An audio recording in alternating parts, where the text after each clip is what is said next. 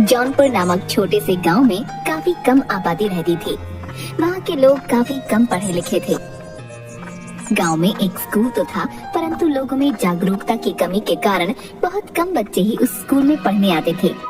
गांव में ज्यादातर किसान रहते थे।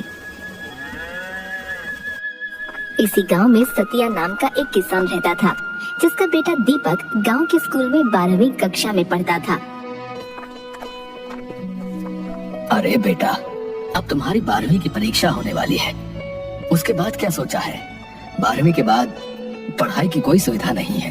पिताजी, 12वीं के बाद मैं शहर पढ़ने के लिए जाना चाहता हूँ। मेरा एक दोस्त भी आगे पढ़ने के लिए शहर जाएगा। सतिया ने बेटे की पढ़ाई के लिए कुछ पैसे जोड़ रखे थे। दीपक आगे पढ़ने के लिए शहर चला गया। उस गांव में एक रेलवे स्टेशन भी था, जिस पर इक्का दुक्का ट्रेनें ही आती थीं और बहुत कम लोग ही शहर से बाहर जाते थे। एक दिन गांव के कुछ बच्चे स्टेशन के पास खेल रहे थे। तभी स्टेशन पर ट्रेन आकर रुकी और कुछ देर में रवाना हो गई। वो बच्चे ट्रेन जाने के बाद आपस में बात करने लगे। अरे भीमा कहाँ गायब हो गया? अभी तो वो हमारे साथ ही खेल रहा था, बस बॉल लेने ट्रेन की पटरी की तरफ गया। काफी देर खोजने के बाद भीमा नहीं मिलता। भीमा के माँ बाप बहुत परेशान होते हैं। अरे मेरा बच्चा कहाँ चला गया? वो तो आराम से सभी दोस्तों के साथ स्टेशन के पास खेल रहा था, तो आखिर वहाँ से कहाँ गायब हो गया? तभी उसके साथ खेल रहे बच्चों में से एक बताता है, हम लोग सब स्टेशन के पास ही खेल रहे थे, तभी अचानक ट्रेन आकर स्टेशन पर रुकी। इतने में भीमा गेंद लेने के लिए पटरी की तरफ भागा। फिर न जाने क्या हुआ, वो वापस ही नहीं आया।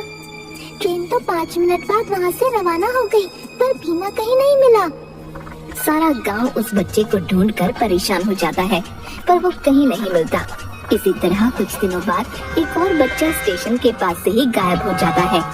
गांव भर में इस बात की चर्चा होने लगी। अरे भैया, ये सब क्या हो रहा है? ऐसे बच्चों का गायब होना चिंता का विषय है। आखिर स्टेशन के पास खेलते हुए बच्चों में से ही कोई गायब क्यों होता है भाई? और जब वहाँ ट्रेन आती है, उसी के बाद दोनों बच्चे गायब हुए, यानी कि इन बच्चों के गायब होने में उस रहस्यमय ट्रेन का ही हाथ है। उसी ट्रेन में ही उन बच्चों को अगवा करके ले जाया गया है। हाँ, ये तो बहुत चिंता की बात है। 2 बच्चों का गायब होना कोई इत्तेफाक नहीं हो सकता भैया। जरूर ट्रेन में ही कोई व्यक्ति बच्चों को लेकर गया है, परंतु हम अब क्या करें? हम सभी को अपने बच्चों को स्टेशन की तरफ जाने से मना करना पड़ेगा। भाइयों, कहीं कोई भूत प्रेत हमारे बच्चों को गायब तो नहीं कर रहा ना? अरे भाई, अब तुम और मत डराओ हमें। यहाँ वैसे ही गांव वाले सब के सब डरे पड़े हैं। गांव के हर घर में इस बात की चर्चा हो रही थी। सतिया के कान में भी ये बात पड़ी। तब उसे भी समझ नहीं आया कि ये सब क्या माजरा है। लोगों ने स्टेशन की तरफ जाना डर के मारे छोड़ दिया। दीपक शहर से छुट्टियों में कुछ दिन के लिए गांव में रहने आया। उसने भी गांव वालों से और अपने पिता से बच्चों के रहस्यमयी तरीके से गायब होने का किस्सा सुना। अरे भाई, मैं ये क्या सुन रहा हूँ? गांव से 2 बच्चे किस तरह स्टेशन के पास से गायब हो गए?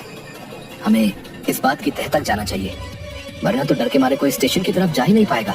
हाँ भाई, हमें जरूर कुछ करना चाहिए, लेकिन कुछ लोग इसे भूत प्रेत का साया भी बता रहे हैं। क्या यार, तू भी पढ़ा लिखा होकर किन बातों में विश्वास कर रहा है? माजरा कुछ और है। 2 बच्चों में से एक बच्चा मेरे दोस्त का छोटा भाई था। उन लोगों का दुख मुझसे देखा नहीं गया। कुछ दिनों बाद ही स्टेशन से कुछ दूर खेत में कुछ बच्चे खेल रहे थे। उसमें से भी एक बच्चा उसी तरह गायब हो गया, और वो भी बिल्कुल ट्रेन के स्टेशन आने के समय के आसपास ही। अब तो गांव वालों को चिंता सताने लगी। सभी ने बैठकर ये तय किया, अब तो हमें इस बारे में कुछ ना कुछ करना पड़ेगा भैया, वरना हमारे गांव से बच्चे इसी तरह गायब होते रहेंगे।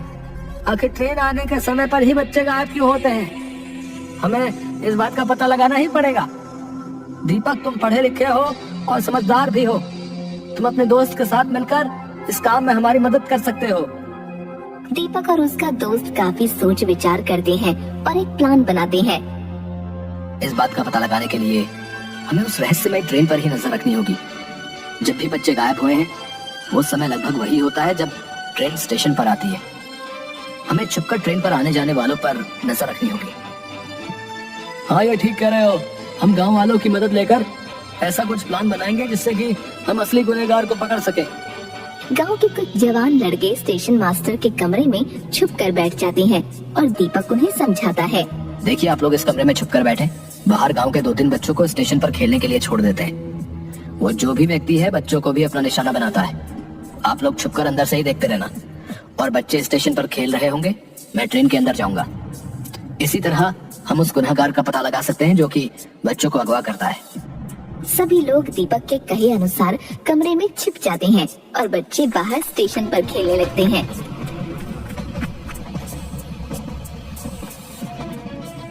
ट्रेन स्टेशन पर जैसे ही रुकती है, उसमें से एक आदमी कंबल ओढ़े बच्चों की तरफ बढ़ता है।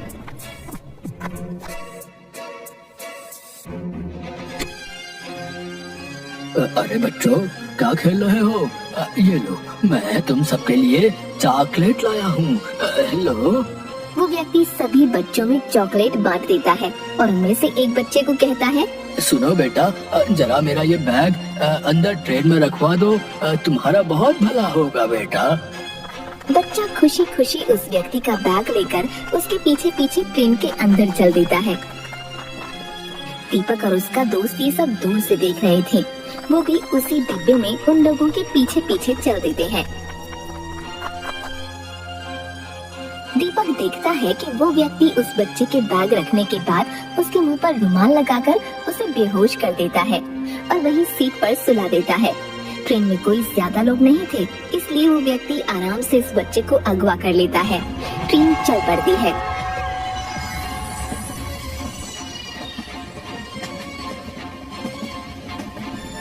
दीपक भी उसी डिब्बे में बैठा उन पर नजर रख रहा था। दीपक अपने दोस्त से कहता है, मुझे लगता है ये व्यक्ति इस बच्चे को अगवा करके ले जा रहा है, परंतु ये ऐसा क्यों कर रहा है? मुझे चुपचाप इस पर नजर रखनी होगी, तभी मैं ऐसे रंगे हाथों पकड़ पाऊंगा।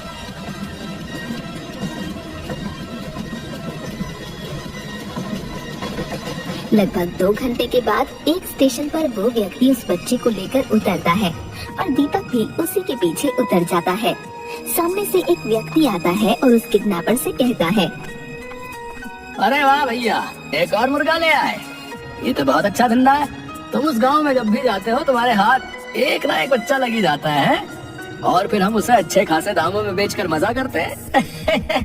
हाँ भाई, उस गांव में तो इतने बेवकूफ लोग रहते हैं कि कोई भी आज तक मुझे पकड़ नहीं पाया। हाँ, हमने वहाँ से 4-5 बच्चे चुरा लिए और उन्हें अच्छे दामों में शहर के भिखारी गैंग को बेच दिया, परंतु हम आज तक पकड़े नहीं गए। हमें इन लोगों का पीछा करना होगा ताकि हमें पता चल सके कि आखिर इन बच्चों को अगवा करके ये कहाँ लेकर जाता है, तभी हम इसे रंगे हाथों पकड़वा सकते हैं। हाँ, हमें बड़ी सावधानी से इन लोगों का पीछा करना होगा। हो सकता है हमें वहाँ अपने गांव से अगवा हुए बच्चे भी मिल जाए।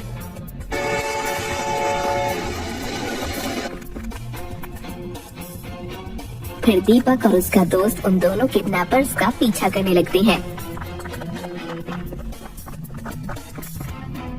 उस बच्चे को लेकर वो दोनों लोग एक सुनसान जगह पर पहुंचते हैं।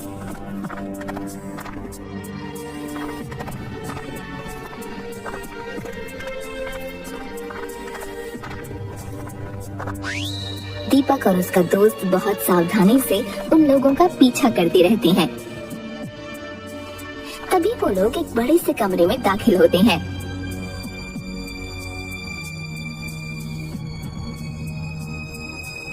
सामने बैठा एक व्यक्ति किडनैपर से पूछता है, आ गए तुम लोग एक नया शिकार लेकर? अब तो हमारे पास बहुत से बच्चे हो गए हैं जिनसे रोजाना भीख मंगवा कर हमारे पास बहुत माल इकट्ठा हो जाता है। सामने का नजारा देखकर दीपक और उसके दोस्त के होश उड़ जाते हैं। वहाँ बहुत सारे बच्चे जमा थे जिनके हाथ पैर टूटे थे। दीपक और उसका दोस्त चुपचाप बाहर आ जाते हैं। ये लोग तो बहुत जालिम और खतरनाक लोग हैं। इन्होंने इतने मासूम बच्चों को किस तरह मार मार कर अधमरा किया हुआ है और अपने फायदे के लिए उनसे भीख मंगवाते हैं। परंतु ये बहुत खतरनाक लोग हैं, हमें इन्हें पकड़ने के लिए पुलिस की मदद लेनी होगी। हाँ दीपक, तुम ठीक कह रहे हो। इन मासूम बच्चों की जान बचाने के लिए हमें इन जालिमों को रंगे हाथों पकड़ना ही होगा, और ये काम हम दोनों अकेले नहीं कर सकते। हम लोग कल पुलिस के साथ प्लान बनाकर इन्हें रंगे हाथों पकड़वाएंगे और इन मासूम बच्चों को इस नर्क से आजादी दिलवाएंगे। दीपक अगले ही दिन वहाँ के थाने में जाकर पुलिस इंस्पेक्टर को सारी बात बताता है कि किस तरह वो लोग बच्चों को अगवा कर इस धंधे में लगा देते हैं। हम आप लोगों की बहादुरी और जज्बे की दाद देते हैं। आप लोगों ने इतनी हिम्मत करके और अपनी जान जोखिम में डालकर इन लोगों का भांडा फोड़ दिया। अब आपको चिंता करने की ना कोई जरूरत नहीं है। कल हम लोग आपके साथ चलकर उन्हें रंगे हाथों पकड़ के उन्हें जेल में डाल देंगे। अगले ही दिन पुलिस इंस्पेक्टर और बहुत से पुलिस कर्मचारी दीपक और उसके दोस्त के साथ उसी जगह पर जाते हैं और चारों तरफ से उस जगह को घेर लेते हैं।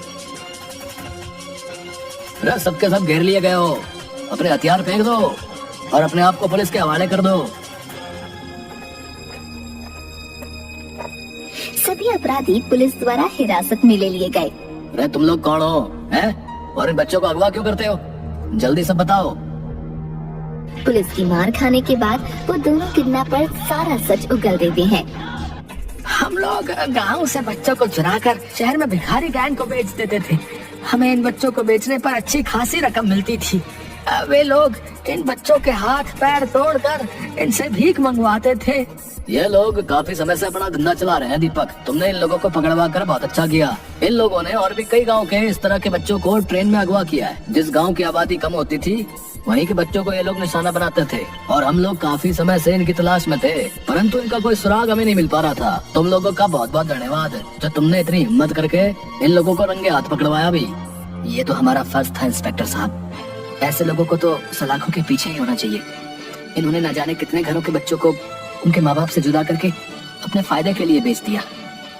पुलिस उन गुनहगारों को जेल में डाल देती है और सभी अगवा हुए बच्चों को आजादी दिलवा देती है। दीपक अपने गांव के चारों बच्चों को वहां देखकर बहुत खुश होता है। देखो भीमा और बाकी बच्चे हमें मिल गए हैं। अब हम इन्हें गांव वापस ले जाकर आपसे इन्हें मिलवाएंगे तो वो लोग कितने खुश होंगे। दीपक और उसका दोस्त उन बच्चों को वहां से छुड़वाकर गांव वापस ले आते हैं। गांव वाले अपने बच्चों को जिंदा वापस देखकर बहुत खुश होते हैं और दीपक और उसके दोस्त का शुक्रिया अदा करते हैं। इस तरह दीपक और उसके दोस्त ने समझदारी और हिम्मत से काम लेते हुए इन लोगों को सलाखों के पीछे पहुंचा दिया। अब गांव वाले बहुत खुश और निश्चिंत थे।